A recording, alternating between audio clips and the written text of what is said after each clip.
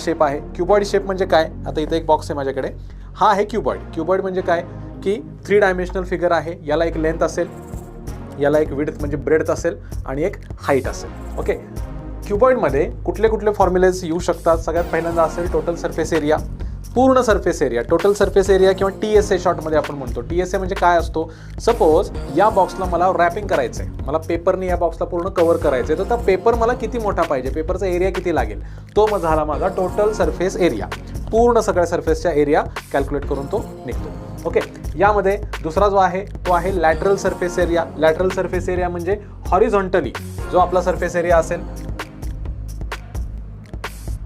तो यामध्ये येणार आहे. बघा, टोटल सरफेस एरिया पहिला झाला. लॅटरल सरफेस एरियामध्ये काय येतं, आता हा मी क्युबॉइड पकडलाय, तर या क्युबॉइडमध्ये ह्या ज्या 4 साईड आहेत वर्टिकल, याच्या एरियाची ॲडिशन जर केली तो येतो लॅटरल सरफेस एरिया. तिसरा आहे व्हॉल्यूम. व्हॉल्यूम म्हणजे काय, यामध्ये समजा मला पाणी भरायचं, यामध्ये मला काहीतरी मटेरियल भरायचं आहे, तर ते मटेरियल मला किती लागणार आहे हे कशावरून आपल्याला कळतं, हे आपल्याला कळतं व्हॉल्यूम.